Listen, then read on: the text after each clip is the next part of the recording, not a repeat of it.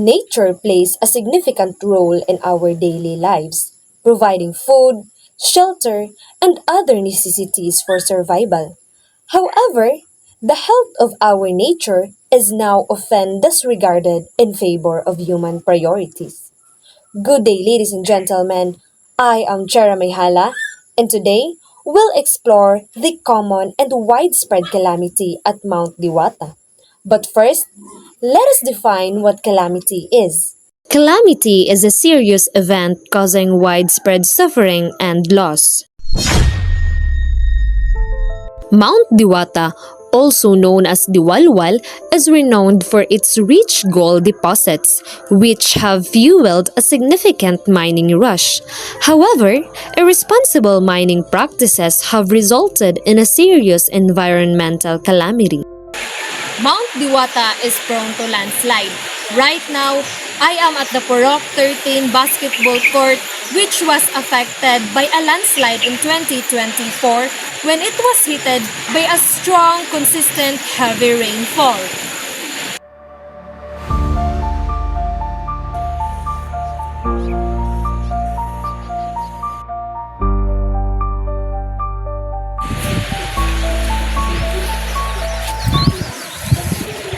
Before the landslide occurred, there were two neighboring homes here. But because of the strong and huge impact of the landslide, the homes fell into the shore. I've also interviewed a person about the effect of landslide in the area. Usa pod ang epekto sa landslide? Naapektuhan gyud ang among kalsada kay natabunan. Tungod sa landslide, di na magianog motor, tao.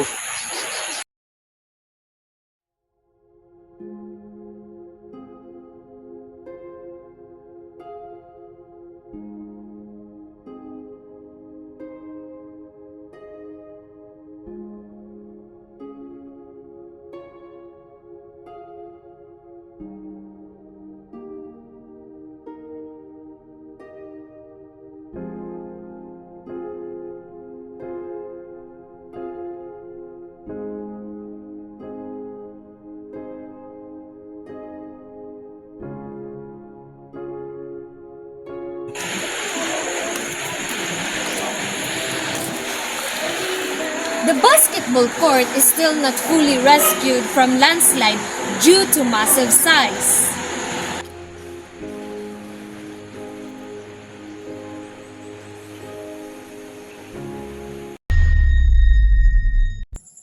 And that's the effect of landslide on Mount Diwata.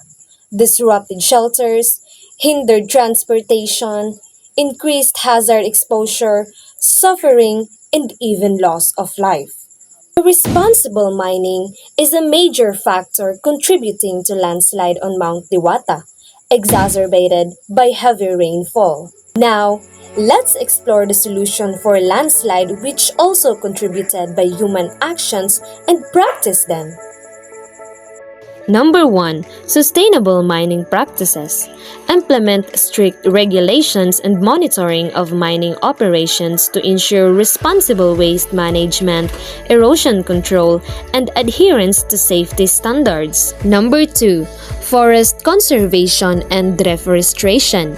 Halt deforestation and actively reforest and afforest vulnerable areas to stabilize slopes and prevent soil erosion. And lastly, community awareness and preparedness. Stay informed about weather forecast and landslide warnings. Understand the warning signs and evacuate immediately when necessary. Participate in community-based disaster preparedness plans. By following these actions, we can ensure the protection of our environment as well as the protection of people. And that concludes my short video.